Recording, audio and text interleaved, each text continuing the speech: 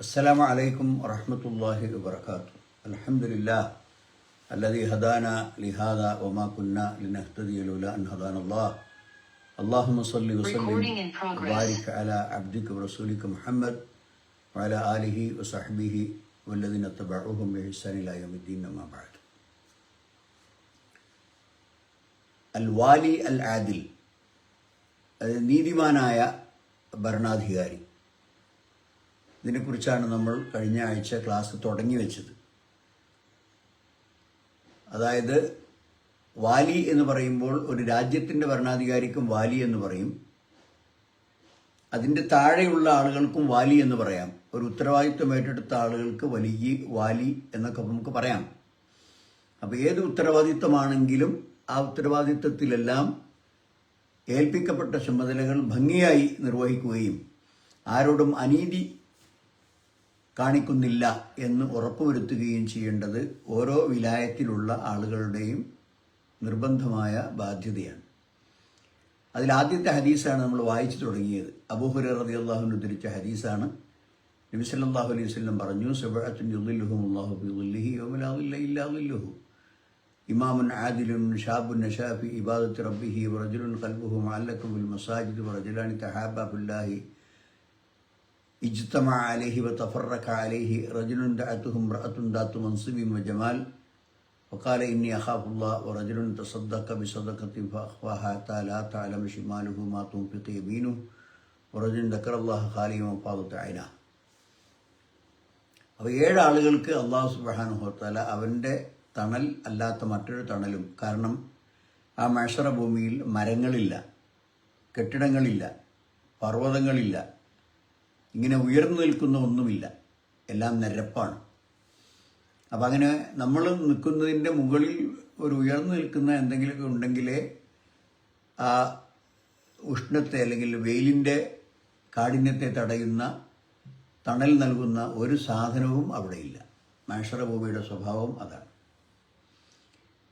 അപ്പം അങ്ങനെയുള്ള ഒരു തണലുമില്ലാത്ത ദിവസം പിന്നെ അള്ളാഹു അതിന് പ്രത്യേകമായ സംവിധാനം അവൻ ഏർപ്പെടുത്തണം.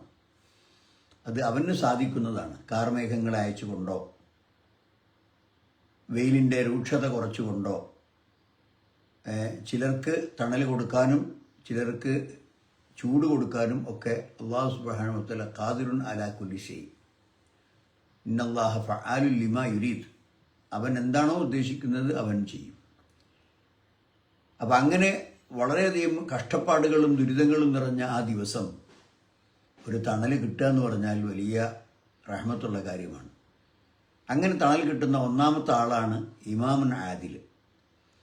അതായത് ആരോടും പക്ഷപാതിത്വം കാണിക്കാതെയും തന്നിൽ ഏൽപ്പിക്കപ്പെട്ട ഉത്തരവാദിത്വം നീതിയോടുകൂടി സത്യസന്ധമായി നിർവഹിക്കുന്ന ഭരണാധികാരി.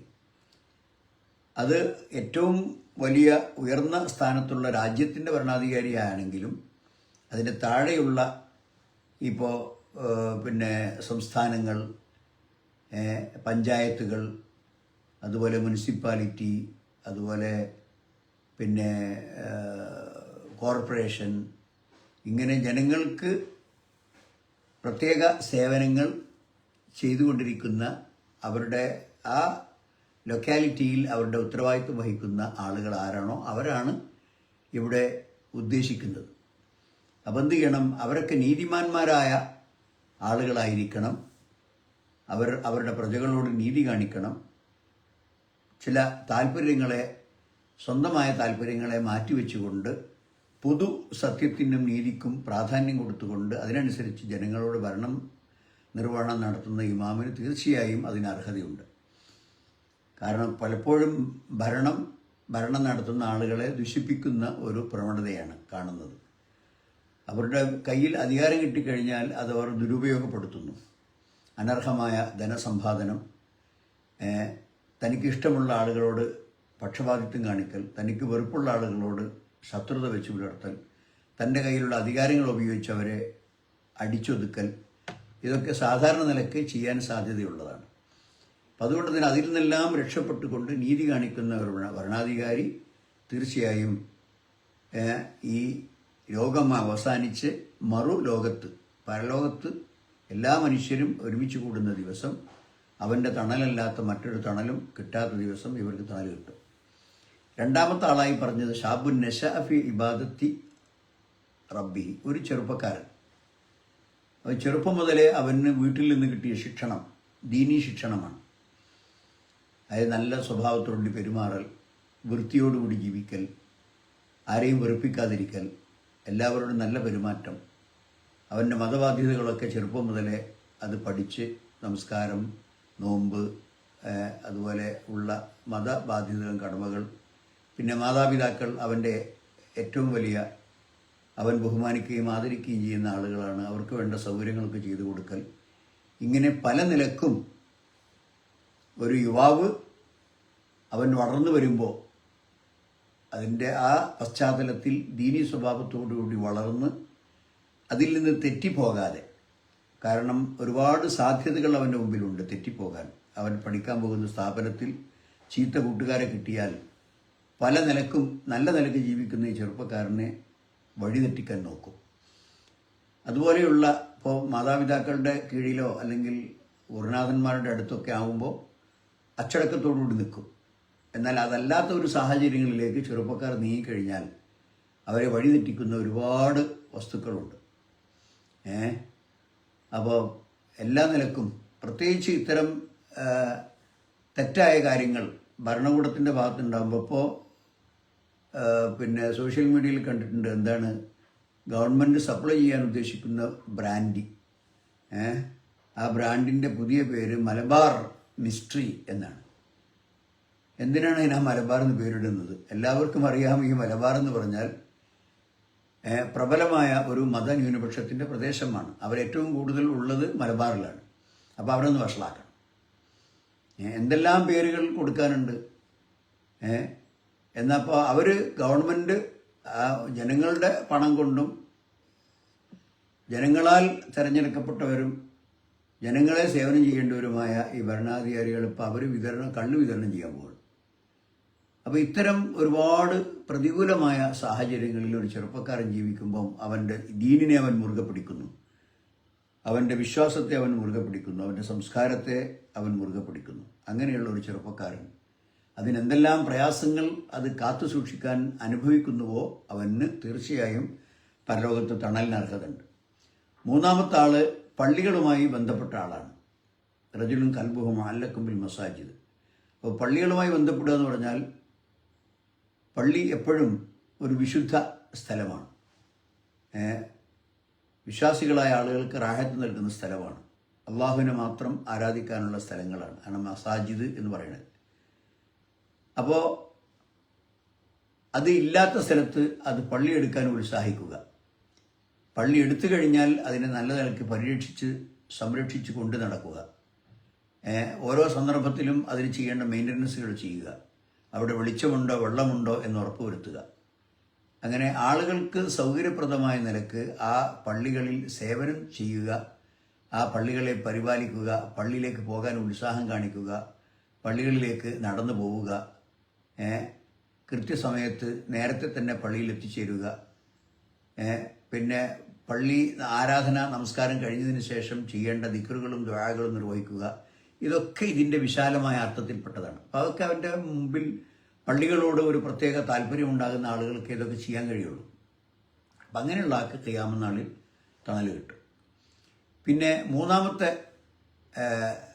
നാലാമത്തെ ആളായി നബി സല്ലല്ലാഹു അലൈഹി വസല്ലം പറയുന്നത് ഒരാൾ മറ്റൊരാളുമായി സ്നേഹബന്ധത്തിലായി.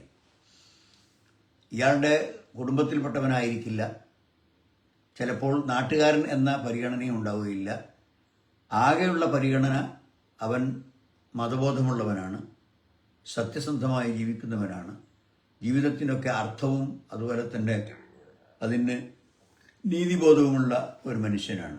അപ്പോൾ അയാളോടുള്ള അയാളുടെ ജീവിതത്തിൻ്റെ ആ വിശുദ്ധി കണ്ട് അയാളോട് ചെങ്ങാത്തം സ്ഥാപിച്ചു. ആ ചെങ്ങാത്തം കാത്തു സൂക്ഷിക്കുന്നു. അങ്ങനെ അതിലായി അവനങ്ങനെ ജീവിക്കുന്നു. ഏതുവരെ? അതിലേതെങ്കിലും ഒരാൾ മരണപ്പെട്ടു പോകുന്നത് വരെ അത് തുടർന്നു. ഒരു നിലക്കും ആ ചങ്ങാത്തം, ആ സ്നേഹബന്ധം തെറ്റിപ്പോകുന്നില്ല. കാരണം അള്ളാഹുവിൻ്റെ മാർഗത്തിൽ പരസ്പരം സ്നേഹിതന്മാരായി മാറിയ ആളുകളാണ്. ഒരാൾ മറ്റേയാളെ സഹകാരിയായിരിക്കും. ഒരാൾക്ക് മറന്നാൽ മറ്റേയാൾ ഓർമ്മപ്പെടുത്തും. എന്തെങ്കിലും ഒരു ഗുണം തനിക്ക് കിട്ടുന്നുണ്ട് എന്നതിൽ അത് മറ്റേയാളെയും പങ്കെടുപ്പിക്കും. ഇങ്ങനെ എന്തെല്ലാമോ ആ സ്നേഹബന്ധത്തിന് ഉള്ളിൽ വരേണ്ട എന്തെല്ലാം കാര്യങ്ങളുണ്ടോ അതൊക്കെ പരിരക്ഷിച്ച് അവരെങ്ങനെ ജീവിച്ചു പോന്നു. അതിലൊരാൾ അള്ളാഹുവിൻ്റെ കലാ വന്ന് തഫറഖ അലൈഹി, അങ്ങനെ ആൾ മരണപ്പെട്ടു പോയി. അപ്പോൾ ആ മരണം വരെയും അതിലേതെങ്കിലും ഒരാളുടെ മരണം വരെയും ഭംഗം കൂടാതെ ആ സ്നേഹബന്ധം നിലനിർത്തിപ്പോരുക. ഇതാണ് 4ാമത്തെ ആൾ. 5ാമത്തെ ആൾ റജുലുൻ ദഅത്തുഹു ഇംറഅത്തുൻ ദാത്തു മൻസിബിൻ വജമാലിൻ വഖാല ഇന്നി അഖാഫുല്ലാഹ്. പലപ്പോഴും മനുഷ്യന് ഏറ്റവും വലിയ ദൗർബല്യവും പരാജയവും സംഭവിക്കുന്നത് ലൈംഗികമായ കാര്യത്തിലാണ്. പ്രത്യേകിച്ച് വളരെയധികം ശഹവത്തുള്ള വളരെയധികം ലൈംഗിക ആഭിമുഖ്യമുള്ള മനുഷ്യനാണെങ്കിൽ ഇത്തരം സന്ദർഭങ്ങളിലൊക്കെ പെട്ടുപോകും. ഇവിടെ മറ്റൊരു ഭാഗത്തുള്ളത് ഒരു സ്ത്രീയാണ്. അപ്പോൾ പുരുഷൻ താല്പര്യമെടുക്കുന്നതിനേക്കാൾ ഒരു സ്ത്രീ താല്പര്യമെടുത്താൽ പലപ്പോഴും പുരുഷന്മാർ അതിൽ വീണുപോകാൻ സാധ്യതയുണ്ട്. പ്രത്യേകിച്ചും അതുകൊണ്ടാണ് നബി സല്ലല്ലാഹു അലൈഹി വസല്ലം പറഞ്ഞത്, ഇയ്യാക്കും വദ്ദുഖൂൽ അല നിസ, നിങ്ങൾ സൂക്ഷിക്കണം, സ്ത്രീകൾ അധികമുള്ള സ്ഥലത്തേക്ക് കടന്നു ചെല്ലുന്നത് നിങ്ങൾ സൂക്ഷിക്കണം. മനസ്സിലായോ? അപ്പം അങ്ങനെ പോകാൻ പാടില്ല. അത് അവരുടേത് മേഖലയാണ്, നിങ്ങൾ അങ്ങോട്ട് കടക്കേണ്ടതില്ല. എന്തെങ്കിലും നിലക്ക് ഭാവിയിൽ നിങ്ങൾക്ക് തകരാറുകൾ സംഭവിക്കാൻ സാധ്യതയുള്ള മേഖലകളൊക്കെ ഒഴിവാക്കണം. ഇവിടെ എന്താണുള്ളത്, അയാളെ ഒരു സാധാരണ ഏതെങ്കിലും ഒരു തെരുവ് വേശ്യയല്ല ക്ഷണിക്കുന്നത്. മനസ്സിലായില്ലേ? ഒരു നീചയല്ല, ഒരു അധമയല്ല ക്ഷണിക്കുന്നത്. നേരെ മറിച്ച് നല്ല തറവാട്ടിൽപ്പെട്ട നല്ല സൗന്ദര്യമുള്ള, ആരും കണ്ടാൽ ആരും വീണു പോകാൻ സാധ്യതയുള്ള, പ്രത്യേകിച്ച് മറ്റുള്ളവരുടെ ശ്രദ്ധയൊന്നും അവിടെ ഇല്ല, വളരെ സുരക്ഷിതമായ സാഹചര്യം ഒരുക്കിയിട്ടാണ് ആ പെണ്ണ് ആവശ്യപ്പെടുന്നത്. അവളുമായി ഹറാമായ നിലക്ക് ശാരീരിക ബന്ധം പുലർത്താൻ വേണ്ടി ക്ഷണിക്കുന്നു. അപ്പോൾ അത് വളരെയധികം പരീക്ഷണം അനുഭവപ്പെടുന്ന ഒരു സന്ദർഭമാണ്. അപ്പോൾ ഇയാൾ ഒന്നുകിൽ വൈറു ഒലിയിൽ 20 മിനിറ്റ് ഇജാല് അറിഞ്ഞില്ലേ, തീരെ അങ്ങനെ സ്ത്രീകളുമായി ബന്ധപ്പെടാനുള്ള കഴിവിനില്ലാത്ത ഒരാളാണ് നിൽക്കുക. എന്നാൽ അയാളെ ഈ ജാതി ഒരു പെണ്ണ് ക്ഷണിച്ചു എന്ന് പറഞ്ഞാൽ അയാൾക്ക് ചെയ്യാൻ തന്നെ കഴിയില്ല. കാരണം അയാൾക്ക് അങ്ങനെ ലൈംഗിക ശേഷി തന്നെയല്ല. അതേ പ്രകാരം തന്നെ അതിനുള്ള താല്പര്യമില്ലാത്ത ആളുകൾ അതൊന്നുമല്ല. ഇവിടെ എല്ലാവിധത്തിലും സാഹചര്യങ്ങളാൽ അങ്ങനെ ഒരു സ്ത്രീയുമായി ബന്ധപ്പെടാൻ എല്ലാ സാഹചര്യങ്ങളും ഒത്തുകിട്ടിയ, വൈകാരികമായും ശാരീരികമായും ഇതിന് ഫിറ്റായ ഒരു പുരുഷനെ എല്ലാ സൗകര്യത്തോടും കൂടി ഒരു പെണ്ണ് ക്ഷണിക്കുമ്പോൾ അയാൾക്ക് പറയാൻ കഴിയുക എന്ന് പറയുന്നത് വലിയ അത്ഭുതകരമായ കാര്യമാണ്. ഇന്നി അഖാഫുല്ലാഹ്, ഞാൻ അള്ളാഹുവിനെ ഭയപ്പെടുന്നു, അതുകൊണ്ട് നീ ആവശ്യപ്പെട്ടത് ഞാൻ തിരസ്കരിക്കുന്നു, എനിക്കതിന് സാധ്യമല്ല. കാരണം അള്ളാഹു വീക്ഷിക്കുന്നുണ്ട്, അള്ളാഹു മുറാഖിബുൻ അലൈന, നമ്മുടെ മേൽനോട്ടക്കാരനാണ്, ഞാൻ അള്ളാഹുവിനെ ഭയപ്പെടുന്നു എന്ന് പറഞ്ഞുകൊണ്ട് അതിൽ നിന്ന് മാറുക. അപ്പോൾ അത് നല്ല തഖ്വയും നല്ല പടച്ചവനെക്കുറിച്ച് പേടിയുമുള്ള ഒരു ചെറുപ്പക്കാരന് മാത്രമേ അങ്ങനെ മാറി നിൽക്കാൻ സാധിക്കുകയുള്ളൂ. പിന്നെ 6ാമത്തെ ആളായി നബി സല്ലല്ലാഹു അലൈഹി വസല്ലം പറയുന്നത്, അയാൾ ധർമ്മം ചെയ്യുന്ന ആളാണ്, പക്ഷേ അത് അദ്ദേഹം വളരെ സ്വകാര്യമായിട്ടാണ് ചെയ്യുക. അതായത് അവൻ്റെ വലത്തേ കൈ കൊണ്ട് കൊടുത്ത ധർമ്മം ഇടത്തേ കൈക്ക് പോലും അറിയില്ല. അതായത് തൊട്ടടുത്ത് ഉള്ള മനുഷ്യന്മാർക്ക് പോലും ഇയാൾ ഇപ്പോൾ ദാനധർമ്മം ചെയ്തിട്ടുണ്ട്, അല്ലെങ്കിൽ ദാനധർമ്മം ചെയ്യുന്ന ആളാണ്, അല്ലെങ്കിൽ ഇപ്പോൾ ചെയ്തിട്ടുള്ളൂ എന്നൊന്നും മനസ്സിലാക്കാൻ കഴിയില്ല. അത്ര സ്വകാര്യമായി അർഹരായ ആളുകൾക്ക് മറ്റുള്ളവരെ അറിയിക്കാതെയും ഈ വാങ്ങുന്ന ആളുകളുടെ മാനം ശ്രദ്ധിച്ചുകൊണ്ടും അവർക്ക് പിന്നീട് ഒരു ബുദ്ധിമുട്ടില്ലാതെ നിലയിലും ആണ് അത് നിർവഹിക്കുന്നതെങ്കിൽ അൽഹംദുലില്ലാഹ് അയാൾ അള്ളാഹുവിൻ്റെ തണലിന് അർഹനാണ്. എന്ന എല്ലാ സന്ദർഭത്തിലും സദക്ക സ്വകാര്യമായി തന്നെ ചെയ്യണമെന്നുണ്ടോ? അല്ല, ചില സന്ദർഭങ്ങളിൽ സദക്ക പരസ്യപ്പെടുത്തുന്നത് ഗുണം ചെയ്യും. ഉദാഹരണത്തിന് ഒരു സംഘം ആളുകൾ ഇരിക്കുകയാണ്, ഒരു പൊതു സംരംഭത്തിന് വേണ്ടി, ഒരു പൊതു പ്രോജക്റ്റിന് വേണ്ടി ആ സദസ്സിൽ വെച്ച് ഒരു പിരിവെടുക്കുകയാണ്, അല്ലെങ്കിൽ സദക്ക ചെയ്യണം എന്നതിൻ്റെ അടിസ്ഥാനത്തിൽ അവിടെ സദക്ക ആവശ്യപ്പെട്ടുകൊണ്ടിരിക്കുകയാണ്. അപ്പോൾ ആ സന്ദർഭത്തിൽ എന്ത് ചെയ്യണം? ആരെങ്കിലും ഒരാൾ ഇനീഷ്യേഷൻ എടുത്താൽ, തുടക്കത്തിൽ തൻ്റെ വക ഇത്ര എന്നിവിടെ പറഞ്ഞാൽ ഒരുപാട് ആളുകൾ അത് തന്നെ കാര്യപ്പെട്ട ഒരു പ്രധാനപ്പെട്ട എല്ലാവരും ബഹുമാനിക്കുന്ന ആദരിക്കുന്ന അംഗീകരിക്കുന്ന ഒരാൾ ആദ്യം എൻ്റെ വക ഇത്ര എന്ന് പറഞ്ഞാൽ പിന്നെ ബാക്കി സദസ്സിലുള്ളവരൊക്കെ അതിനെ അനുബന്ധമായി അതെന്ത് ചെയ്യും, ആ ധർമ്മം ചെയ്യും. അപ്പം അങ്ങനെയുള്ള സന്ദർഭങ്ങളിൽ വൈൻ തുബുദു സദഖാത്തി ഫനിഅ്മാഹിയ എന്നുള്ള ഖുർആനിൽ നിങ്ങൾ പരസ്യമായി സദഖ കൊടുക്കുകയാണെങ്കിൽ അത് നല്ലത് തന്നെ എന്ന് പറയുന്നുണ്ട്. വൈൻ തുഹൂഹ വതുഅ്തുഹൽ ഫുഖറ, നിങ്ങളത് രഹസ്യമാക്കി അർഹരായ പാവപ്പെട്ടവർക്ക് സഹായിക്കുകയാണെങ്കിൽ അതും നല്ല കാര്യം തന്നെ. അപ്പോൾ ഓരോന്നിനും ഓരോ സന്ദർഭങ്ങളുണ്ട് എന്നർത്ഥം. പക്ഷെ ഇവിടെ ഇപ്പോൾ എന്താണ്, പരസ്യപ്പെടുത്തിയാൽ ഒരുപക്ഷെ അതിൽ റിയാവ് വരും, അതുപോലെ തന്നെ വേറെ പല ബുദ്ധിമുട്ടുകളുണ്ടാകും. ഇവൻ്റെ കയ്യിൽ സദക്ക കൊടുക്കാൻ കുറച്ച് പൈസ ഉണ്ടാവുള്ളൂ. ഇവങ്ങനെ പരസ്യമായി ഇങ്ങനെ പരസ്യപ്പെടുത്തി കൊടുക്കുന്ന ആളാണെങ്കിൽ പാവങ്ങൾക്കൊക്കെ ഒരു ധാരണ ഉണ്ടാവും, ഇയാളടുത്ത് പോയാൽ എന്തെങ്കിലും കിട്ടും. അപ്പോൾ അയാൾ വിഷമിക്കും. അതായത് വരുന്ന ആളുകളെ മുഴുവൻ തൃപ്തിപ്പെടുത്താൻ അയാളുടെ കയ്യിലുണ്ടാവില്ല. അപ്പോൾ വളരെ ഏറ്റവും അർഹതയുള്ള ആളുകൾ, വളരെയധികം പാവമായി കഴിയുന്നവനെ ആരും അറിയാതെ തൻ്റെ വലത്തെ കൈ കൊണ്ട് കൊടുത്ത ധർമ്മം ഇടത്തെ കൈ പോലും അറിയാതെ സ്വകാര്യമാക്കി വെച്ചുകൊണ്ട് ധർമ്മം ചെയ്യുന്നവൻ. ഇപ്പോൾ ക്ലിയറായി ഉണ്ടാവുമെന്ന് മനസ്സിലാക്കണം. അതാണ് അതിൻ്റെ അർത്ഥം. ഏറ്റവും അവസാനത്തെ ആൾ, ഏഴാമത്തെ ആൾ, റജുലുൻ ദക്കറല്ലാഹു ഖാലിയൻ ഫഫാദത്ത് ഐനാഹു. റജുലുൻ, അദ്ദേഹം ഒറ്റയ്ക്കിരിക്കുകയാണ്, അടുത്ത ആളുകളൊന്നുമില്ല. അദ്ദേഹം ബൈനഹു ഓ ബൈനല്ലാഹ്, അവൻ അള്ളാഹുവിൻ്റെ മുമ്പിൽ അങ്ങനെ ഒരു ഏകാഗ്രത അനുഭവിച്ചുകൊണ്ട് അങ്ങനെ ഇരിക്കുന്നു. അപ്പോൾ അള്ളാഹുവിനെ കുറിച്ച്, അവൻ്റെ സൃഷ്ടി മഹാത്മ്യത്തെക്കുറിച്ച്, അവൻ്റെ അനുഗ്രഹങ്ങളെക്കുറിച്ച്, അവൻ്റെ സ്വർഗത്തെക്കുറിച്ച്, അവൻ്റെ കഠിനമായ നരകം ഒരുക്കി വെച്ച നരകശിക്ഷയെക്കുറിച്ചൊക്കെ പലതും അവൻ്റെ മനസ്സിലൂടെ അങ്ങനെ കടന്നു പോകും. എന്നിട്ട് താൻ തന്നെക്കുറിച്ച് ചിന്തിക്കും, ഞാൻ ഇപ്പോൾ അള്ളാഹുവിനോട് ചെയ്യേണ്ട കടമകളൊക്കെ നിർവഹിച്ച ആളാണോ, ഏതൊക്കെ വിഷയത്തിൽ എനിക്ക് വീഴ്ച പറ്റിയിട്ടുണ്ട്, ഇങ്ങനെ ഇത് ആലോചിച്ച് അവലോകനം ചെയ്ത് തന്നെ പരിശോധിക്കുന്ന അവസരത്തിൽ കരഞ്ഞു പോവുക. അതാണ് റജുലുൻ ദക്കറല്ലാഹ ഖാലിയൻ. ഖാലിയൻ എന്ന് പറഞ്ഞാൽ ഏകാഗ്രതയിൽ, അതായത് മറ്റുള്ള ജനസാന്നിധ്യത്തിലല്ല, ജനങ്ങളിലൊന്നും പരിസരത്തില്ല, ഒരു ഏകാന്തമായ ഒരു സ്ഥലവും ഒരു സമയമൊക്കെ കണ്ടെത്തി അവിടെ ഇരിക്കുമ്പോൾ അള്ളാഹുവിനെക്കുറിച്ച് ഓർമ്മ വന്ന് അവൻ കരഞ്ഞു പോവുക. ഇനി അങ്ങനെയല്ല, ജനങ്ങളൊക്കെ ഇരിക്കുന്നുണ്ട്, ആ സന്ദർഭത്തിലും അള്ളാഹുവിനെക്കുറിച്ച് പരാമർശിക്കുന്നു, അവൻ്റെ ശക്തിയെക്കുറിച്ച്, അവൻ്റെ രക്ഷയെക്കുറിച്ച്, അവൻ്റെ ശിക്ഷയെക്കുറിച്ചൊക്കെ ഒരു വഅള് പറയുന്ന ഒരു പ്രബോധകൻ പരാമർശിക്കുന്നുവെങ്കിൽ അത് ശ്രദ്ധിച്ച് കേട്ടുകൊണ്ടിരിക്കുന്ന ആളുകളിൽ ചിലർ കരഞ്ഞു പോകും. കാരണം അവിടെ പറയുന്ന കാര്യങ്ങളും തൻ്റെ ജീവിതവുമായി പൊരുത്തപ്പെടുന്നില്ലല്ലോ എന്നാലോചിക്കുമ്പോഴാണ് ഈ കരച്ചിൽ വരുന്നത്. അത് നല്ലതുമാണ്. അങ്ങനെ കരയുമ്പോൾ ആണ് പശ്ചാത്താപം ഉണ്ടാവുക. ഈ പാപങ്ങളിൽ നിന്ന് രക്ഷപ്പെടാൻ, നന്മകൾ കൂടുതൽ പ്രവർത്തിക്കാനൊക്കെ അവന് ഉത്സാഹമുണ്ടാവുക. ഇതാണ് ആ പറഞ്ഞതിൻ്റെ അർത്ഥം. റജുലുൻ ദക്കറല്ലാഹ ഖാലിയൻ, ഒറ്റപ്പെട്ട നിലക്ക് അള്ളാഹുവിനെ ഓർത്തു, ഫഫാദത്ത് ഐനാഹു, രണ്ട് കണ്ണിൽ നിന്നും കണ്ണുനീർ ധാരധാരയായിട്ട് ഒഴുകി. അപ്പോൾ ഏഴാളുകൾ, അതിൽപ്പെട്ട ഇമാമുൻ ആദിൽ ഇതിലുള്ളത് കൊണ്ടാണ് ഈ അധ്യായത്തിൽ ആ ഹദീസ് വന്നത്. അടുത്ത ഹദീസ് അബ്ദുല്ലാഹി ഇബ്നു അംർ ഇബ്നുൽ ആസ് റളിയല്ലാഹു അൻഹു ധരിക്കുന്നതാണ്. ഖാല റസൂലുള്ളാഹി സ്വല്ലല്ലാഹു അലൈഹി വസല്ലം, ഇന്നൽ മുഖ്സിതീന ഇൻദല്ലാഹി അലാ മനാബിരിൻ മിനൻ നൂർ അല്ലദീന യഅദിലുന ഫീ ഹുക്മിഹിം വ അഹ്ലിഹിം വമാ വലു. അതായത് നീതിമാന്മാരായ ആളുകൾ പ്രകാശ ഗോപുരത്തിലാണ്. മനാബിറും മിൻ നൂർ, മിമ്പർ എന്ന് പറഞ്ഞാൽ ഉയർന്നു നിൽക്കുന്ന പീഠം എന്നാണ് മിമ്പറിൻ്റെ അർത്ഥം.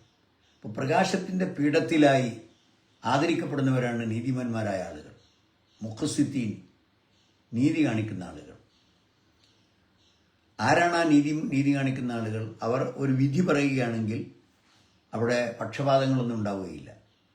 തൻ്റെ കുടുംബക്കാരനാണെങ്കിൽ അവനൊരു നീതി, തൻ്റെ കുടുംബത്തിൽപ്പെട്ടവനല്ലെങ്കിൽ അവനൊരു നീതി, ഖനിയ് മുതലാളിയാണെങ്കിൽ അവനൊരു നീതി, സാധുവാണെങ്കിൽ അവനോട് വേറൊരു പെരുമാറ്റം, ഇങ്ങനെ തനിക്ക് വേണ്ടപ്പെട്ടവനാണെങ്കിൽ അവനോടൊരു പെരുമാറ്റം, തനിക്ക് വലിയ ബന്ധങ്ങളൊന്നുമില്ലെങ്കിൽ അവനോട് കടുത്ത നിലപാട്. ഇങ്ങനെ ഉള്ള തീരുമാനങ്ങൾ എടുക്കേണ്ട സ്ഥാനത്തുള്ളവർ ഇത്തരം കാര്യങ്ങളൊന്നും അവരെ സ്വാധീനിക്കാൻ പാടില്ല. അങ്ങനെ നീതി നീതിയോടുകൂടി കാര്യങ്ങളെ നീതീകരിക്കുന്ന, അതിനെ നേരിടുന്ന പിന്നെ ആളുകൾ. അതുപോലെ തന്നെ അഹ്ലീഹിം, അവരുടെ ബന്ധത്തിലും. ഇപ്പം വീട്ടിൽ കുട്ടികളോട് കുറേ കുട്ടികളുണ്ടാകുമ്പോൾ എല്ലാവരോടും ഒരാളെ വെറുപ്പിച്ച് വേറൊരാളെ കൂടുതൽ അടുപ്പിച്ച്, അതൊക്കെ ഒരുപാട് കുടുംബ പ്രശ്നങ്ങൾ ഉണ്ടാക്കുന്ന കാര്യങ്ങളാണ്. ഇങ്ങനെ ഒരുപാട് സംഭവങ്ങൾ നമ്മുടെ നാടുകളിലൊക്കെ നടക്കുന്നുണ്ട്. അപ്പം അതുകൊണ്ട് മക്കൾക്കിടയിൽ നീതി കാണിക്കുകയും എല്ലാവരോടും ഒരേ നിലക്ക് സ്നേഹം പ്രകടിപ്പിക്കുകയും ഒക്കെ ചെയ്യേണ്ടത് വളരെ അനിവാര്യമായ കാര്യമാണ്. പിന്നെ അവർ ഏതെങ്കിലും ഒരു ഉത്തരവാദിത്വം ഏറ്റെടുത്തവരോടൊക്കെ ഒമാവലു, പിന്നെ ഒന്നിലധികം വിവാഹം കഴിച്ച് നിൽക്കുക, 2 3 മാക്സിമം 4 പറ്റുള്ളൂ. അങ്ങനെയുള്ള ഭാര്യമാരുള്ളപ്പോൾ അവരോട് നീതി കാണിക്കണം. പൂർണ്ണമായ മനസ്സ് കൊടുക്കുന്നിടത്ത് അല്ല പറഞ്ഞത്. അവിടെ ഭൗതികമായ സാഹചര്യങ്ങളിൽ പാർപ്പിടം, ആഹാരം, വസ്ത്രം, സൗകര്യങ്ങൾ, സന്ദർശനങ്ങൾ, സഹായങ്ങൾ, ഇതിലൊക്കെ നീതി കാണിക്കാൻ കഴിയണം. അങ്ങനെ ചെയ്യാൻ കഴിയില്ലെങ്കിൽ പിന്നെ നിങ്ങൾ ഒരു പെണ്ണുമായിട്ട് കഴിഞ്ഞുകൂടിയാൽ മതി എന്നാണ് ഖുർആൻ പറയുന്നത്. അപ്പോൾ ഇത് ആ വിഷയത്തിൽ വളരെ പ്രധാനപ്പെട്ട ഒരു കാര്യമാണ്. ഇനി ഈ നീതിമാന്മാരായ ഭരണാധികാരികൾ എന്ന് പറയുമ്പോൾ, ഇനി ഭരണാധികാരികളിൽ നിന്നുമല്ല, പിന്നെ നമുക്ക് ഇഷ്ടപ്പെടാത്ത കാര്യമുണ്ടായാലും അവിടെ ആ ഭരണാധികാരിയോട് അനുസരണം കാണിക്കൽ നിർബന്ധമാണ്. കുറ്റകരമായ ഒരു കാര്യം നമ്മോട് പറയാത്തിടത്തോളം കാലം, അള്ളാഹുവിനെ ധിക്കരിക്കുന്ന ഒരു പ്രവർത്തനത്തിന് നമ്മൾ നിർബന്ധിക്കാത്തിടത്തോളം കാലം ആ ഭരണാധികാരി പറയുന്നത് നിങ്ങൾ ക്ഷമയോടുകൂടി കേട്ട് അതനുസരിക്കണം. നബി സല്ലല്ലാഹു അലൈഹി വസല്ലം പറഞ്ഞത്, അൻസാരികളായ ആളുകളെ നബി ഒരിക്കൽ ഉപദേശിക്കുകയുണ്ടായി. എന്താണ്? ഞാൻ അങ്ങ് മരണപ്പെട്ടു പോയാൽ അൻസാരികൾ, നബിക്ക് ശേഷവും ഈ ഭൂമിയിൽ ജീവിക്കുന്ന അൻസാരികൾ ഒരുപാട് സ്വാർത്ഥതകൾ കണ്ടുമുട്ടും. നിങ്ങൾക്ക് കിട്ടേണ്ട അവകാശങ്ങളെ നിഷേധിക്കപ്പെടുന്ന അവസ്ഥ ഉണ്ടാകും. അപ്പോഴൊക്കെ നിങ്ങൾ ക്ഷമ അവലംബിക്കണം. ഹത്താ തൽഖൗനി അൽ ഹൗദ്, മഹ്ശറ ഭൂമിയിൽ നബിക്ക് മാത്രം അവകാശപ്പെട്ട ഹൗദുൽ കൗസർ, അതിൽ നിന്ന് വെള്ളം നബിയുടെ അനുയായികൾക്ക് നബി സല്ലല്ലാഹു അലൈഹി വസല്ലം കോരിക്കൊടുക്കുന്ന ഒരു സന്ദർഭമുണ്ട്. അവിടെ നബിയുടെ അനുയായികളൊക്കെ നബിയെ കാണാൻ ചെല്ലും, നബിയുടെ അടുക്കലെത്തും. അതുവരെ, അതിൻ്റെ മുമ്പൊന്നും നിങ്ങൾ നാട്ടിൽ കുഴപ്പത്തിനോ അരാജകത്വത്തിനോ പ്രതിവിപ്ലവ പരിപാടികൾക്കോ ഒന്നും നേതൃത്വം കൊടുക്കരുത്. നിങ്ങളുടെ ഭരണാധികാരികൾ നിങ്ങളോട് അനീതി ചെയ്തിട്ടുണ്ടെങ്കിൽ നിങ്ങൾ ക്ഷമ അവലംബിക്കുക. അവിടെ കുറേ ആളുകളെ സംഘടിപ്പിച്ച് നാട്ടിൽ, കാരണം എന്താണെന്ന് വെച്ചാൽ ഈ തെറ്റായ ഭരണാധികാരികൾക്ക് എതിരെ ഒരു വലിയ കുഴപ്പവുമായി രംഗത്ത് വരുമ്പോൾ അത് ആ കുഴപ്പം വ്യാപകമാവും, നാട്ടിൽ മുഴുവൻ അരാജകത്വം ഉണ്ടാവും. ഇപ്പോൾ റോസാപ്പൂ വിപ്ലവം അല്ലെങ്കിൽ വസന്ത വിപ്ലവം എന്നൊക്കെ പറഞ്ഞ് മധ്യപൗരസ്ത്യ ദേശത്ത് ഈ വളരെ ഏതാനും വർഷങ്ങൾക്ക് മുമ്പ് പല ആളുകളും ഇളകി പുറപ്പെട്ടു. അതിൻ്റെ അനന്തരഫലം രാജ്യങ്ങളൊക്കെ കുട്ടിച്ചോറായി. അതിലേറ്റവും വലിയ പരിക്ക് പറ്റിയത് രാജ്യമാണ് ഈജിപ്ത്, അതുപോലെ തന്നെ ലിബിയ, അതുപോലെ അൾജീരിയ. അപ്പോൾ ഇവിടെയൊക്കെ എന്താണ്, ഒരു ആഹ്വാനപ്രകാരം ഒരു പ്രതിവിപ്ലവത്തിൻ്റെ തീപ്പന്തം അവിടെയൊക്കെ കത്തി ആളി. ഒരുപാട് ആളുകൾ അതിൽ പരീക്ഷിക്കപ്പെട്ടു, ഒരുപാട് ആളുകൾ മരണപ്പെട്ടു, ഒരുപാട് ആളുകൾ ജയിലിലായി, ഒരുപാട് സിംഹാസനങ്ങൾ തകർന്നു. അങ്ങനെ ജനങ്ങൾക്ക് പിന്നീട് അതിനേക്കാൾ രൂക്ഷമായ വിഷമകരമായ സാഹചര്യമാണ് പിന്നീട് ഉണ്ടായത്. അതുകൊണ്ട് തന്നെ ഭരണാധികാരികളിൽ നിന്ന് ഉണ്ടാകുന്ന, പ്രത്യേകിച്ചും ഒരു ഇസ്ലാമിക അന്തരീക്ഷത്തിൽ, അതാണ് ഇവിടെ പറയുന്നത്, അപ്പം അങ്ങനത്തെ ഒരു സാഹചര്യവും ഇല്ലാത്തയിടത്ത് വേറെ ചില മാനദണ്ഡങ്ങളാണ് അവിടെ ഉണ്ടാകുക. ഏതായാലും ഇവിടെ നബി സല്ലല്ലാഹു അലൈഹി വസല്ലം അൻസാരികളോട് ക്ഷമിക്കാനാണ് ആവശ്യപ്പെട്ടത്.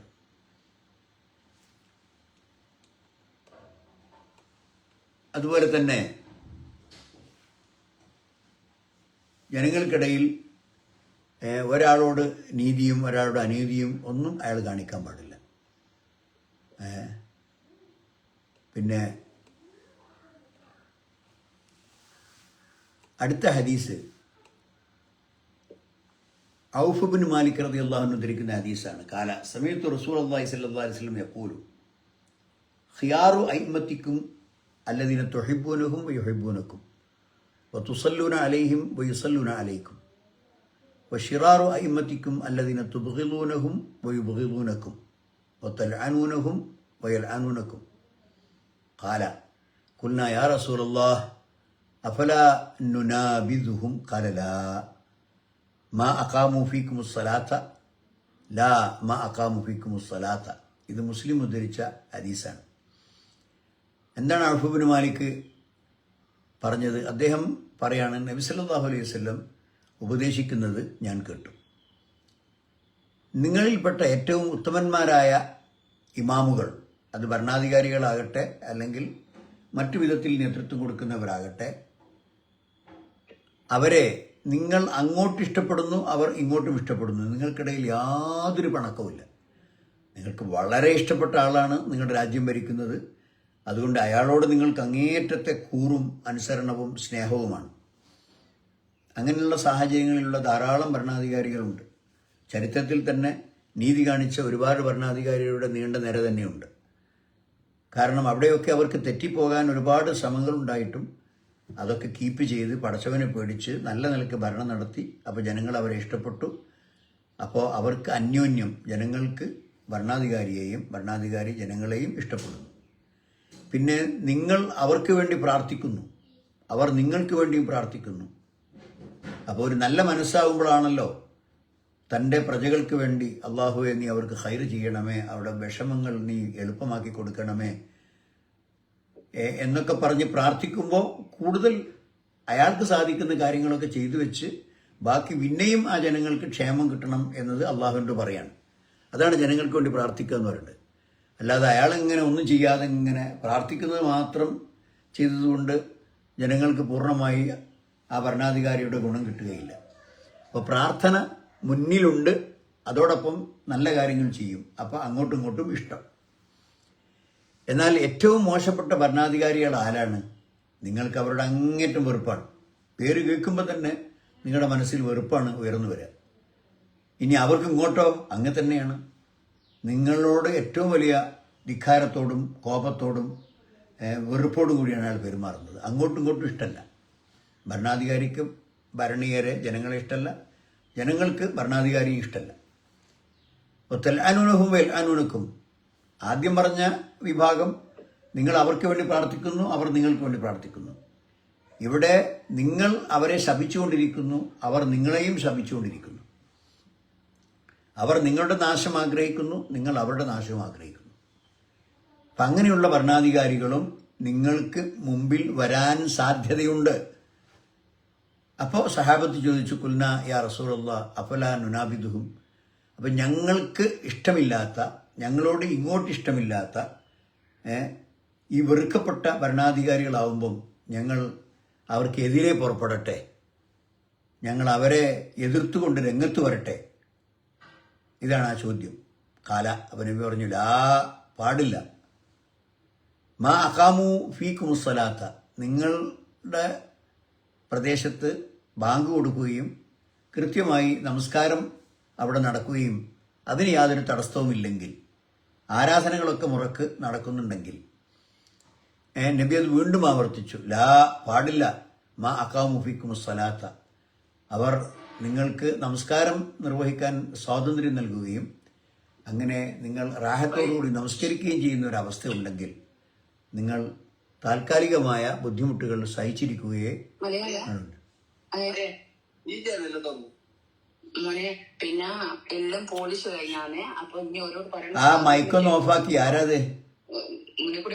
വാതിലില്ലേ? ഹലോ,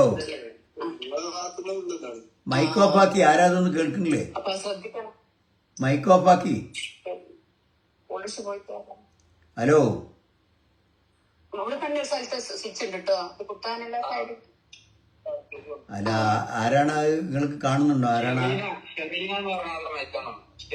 ഐഫോൺ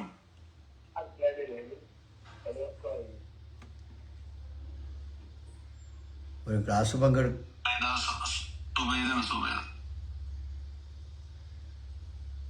അപ്പോ പിന്നെ ഇതാണ് ഇത് യഥാർത്ഥത്തിൽ ഉള്ള അവസ്ഥ. അപ്പം അതുകൊണ്ട് ഇവിടെ കഴിയുന്നത്ര കുഴപ്പങ്ങൾ നാട്ടിലില്ലാതിരിക്കാൻ വേണ്ടിയാണ് നബി സല്ലല്ലാഹു അലൈഹി വസല്ലം ഇങ്ങനെ ഒരു ഉപദേശം നൽകിയത്. നിങ്ങൾ ക്ഷമിച്ചാൽ അതിൻ്റെ കൂലി നിങ്ങൾക്ക് കിട്ടും. പിന്നെ ഇയാദ് ബിൻ ഹിമാർ റളിയല്ലാഹു അൻഹു പറയാണ്, കാല സമയത്ത് റസൂലുള്ളാഹി സ്വല്ലല്ലാഹു അലൈഹി വസല്ലം യഖൂലു അഹ്ലുൽ ജന്നത്തി സലാസത്തുൻ, സ്വർഗാവകാശികൾ 3 വിഭാഗമാണ്. ദു സുൽത്താനിൻ മുഖ്സിത്തിൻ മുവഫഖ്, അതായത് നീതിമാന്മാരായ ഒരു സുൽത്താൻ എന്ന് പറഞ്ഞാൽ ഭരണാധികാരി, മുവഫഖ് മാത്രമല്ല അയാളുടെ കർമ്മങ്ങൾ അള്ളാഹുവിൻ്റെ തൗഫീഖ് കിട്ടിയതാണ്. കാരണം ജനങ്ങൾക്ക് അയാളോട് വെറുക്കുന്ന ഒരു സംഗതി അയാൾ ചെയ്യുന്നില്ല. ജനങ്ങൾക്ക് ഗുണമുണ്ടാകുന്ന കാര്യങ്ങൾ മാത്രം പ്രവർത്തിക്കുക. അതുകൊണ്ട് ജനങ്ങൾക്ക് ഗുണകരമായ കാര്യങ്ങൾ നിർവഹിക്കുന്ന നീതിമാന്മാരായ ഒരു ഭരണാധികാരി, അയാൾക്ക് സ്വർഗ്ഗം ഉറപ്പാണ്. റജുലുൻ റഹീമുൻ റഖീഖുൽ കൽബി ലികുല്ലി ദീ ഖുർബാ വ മുസ്ലിമിൻ, പിന്നെ ഒരു മുസ്ലിം സാധാരണക്കാരൻ, അയാൾ റഹീമാണ്, കാരുണ്യവാനാണ്. റഖീഖുൽ ഖൽബ്, അയാൾ വളരെ ലോലഹൃദയനാണ്, കാരുണ്യമുള്ളവനാണ്. തൻ്റെ കുടുംബത്തിൽപ്പെട്ട ആളുകളോടും അദ്ദേഹം ആ കുടുംബബന്ധം പരിരക്ഷിച്ചുകൊണ്ട് അവർക്ക് വേണ്ട ഗുണങ്ങൾ ചെയ്യുന്നു. ഓ മുസ്ലിമിൻ, എല്ലാ മുസ്ലിങ്ങൾക്കും അവൻ റഹ്മത്ത് ചെയ്യും. അതാണ് രണ്ടാമത്തെ ആൾ. മൂന്നാമത്തെ ആൾ അഫീഫുൻ മുത്തഅഫിഫുൻ ദു ഇയാലിൻ, ഒരുപാട് സാമ്പത്തിക ബുദ്ധിമുട്ട് അയാൾക്കുണ്ട്. ദു ഇയാലിൻ, ധാരാളം കുടുംബം, ഭാര്യ, കുട്ടികൾ ഒക്കെ ഉള്ള ആളാണ്. പക്ഷെ അയാൾ ഇല്ലാത്തവനാണ് എന്ന് ആർക്ക് കണ്ടാലും മനസ്സിലാവില്ല. തൻ്റെ ബുദ്ധിമുട്ടുകളും പ്രയാസങ്ങളും മറ്റുള്ളവരുടെ മുമ്പിൽ അവതരിപ്പിച്ച് അവരെപ്പോഴും ഇങ്ങനെ ബുദ്ധിമുട്ടിക്കുക. പല സമർത്ഥന്മാരായ ആളുകളെ നമുക്ക് കാണാം, അവൻ്റെ ആവശ്യം കഴിഞ്ഞാലും പിരിവ് നിർത്തൂല. പിന്നെ ഈ ബുദ്ധിമുട്ടുകളും പ്രയാസങ്ങളും ഇങ്ങനെ എടുത്തു പറഞ്ഞുകൊണ്ട് ആളുകളെ ഇങ്ങനെ വിഷമിപ്പിച്ചുകൊണ്ടിരിക്കുന്ന ചില ആളുകളുണ്ട്. അതൊരു തരം യാചനയാണ്. അങ്ങനെ പാടില്ല. അപ്പോൾ തൻ്റെ ആവശ്യങ്ങൾക്കുള്ള സഹായങ്ങളും കാര്യങ്ങളൊക്കെ കിട്ടിയാൽ പിന്നെന്ത് ചെയ്യണം? കൂടുതൽ ആളുകളെ ആ വിഷയത്തിൽ ബുദ്ധിമുട്ടിക്കുന്നത് അത്തരക്കാർ ഒഴിവാക്കണം. അപ്പോൾ ഇവിടെയുള്ള പ്രശ്നം, അയാളെ സഹായിക്കാൻ പോലും ചിലപ്പോൾ നിങ്ങൾക്ക് പറ്റൂല. കാരണം അയാൾ വളരെ അന്തസ്സായിട്ട് ഉള്ളവനെ പോലെയാണ് ജീവിക്കുക. ഇല്ല എന്നുള്ളത് കാരണം അയാൾക്ക് ഒരുപാട് കുട്ടികളും പ്രാരാബ്ധങ്ങളും, അവരുടെ ഫീസ് കൊടുക്കൽ, അവരെ പഠിപ്പിക്കൽ, അവർക്ക് വസ്ത്രം വാങ്ങൽ, ഭക്ഷണം വാങ്ങൽ, രോഗം വന്നാൽ ചികിത്സിക്കൽ, എല്ലാത്തിനും ഭയങ്കരമായ സാമ്പത്തിക ബാധ്യതയുള്ള കാര്യങ്ങളാണ്. പക്ഷെ അത് എങ്ങനെയൊക്കെയോ അദ്ദേഹം മാനേജ് ചെയ്യുന്നു. ആരോടും അതിനെക്കുറിച്ചുള്ള കാര്യങ്ങൾ പറഞ്ഞു നടക്കുന്നില്ല. പുറമെയുള്ള ആളുകൾ കണ്ടാലോ അയാൾ ഒരു ബുദ്ധിമുട്ടുള്ള ആളാണെന്ന് ആർക്കും തിരിച്ചറിയില്ല. ഇങ്ങനെ അന്തസ്സായി ജീവിക്കുന്ന പാവപ്പെട്ടവൻ, അവനും സ്വർഗമുണ്ട് എന്ന് നബി സല്ലല്ലാഹു അലൈഹി വസല്ലം പറയുന്നു.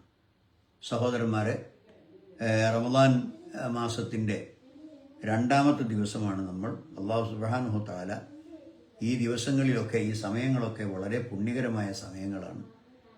കൂടുതൽ അള്ളാഹുവിൻ്റെ അടുക്കലേക്ക് അടുക്കാനും പാപങ്ങൾ പുറത്തു കിട്ടാനും കൂടുതൽ നന്മ വാരി കൂട്ടാനും അള്ളാഹു നമുക്കെല്ലാം ആരോഗ്യവും ആഫിയത്തും ഈ മാസത്തിൽ നൽകുമാറാകട്ടെ. വാഖിറു ദഅ്വാനാ അനിൽ ഹംദുലില്ലാഹി റബ്ബിൽ ആലമീൻ. അല്ലാഹുമ്മ സല്ലി വസല്ലിം വബാരിക് അലാ അബ്ദിക വറസൂലിക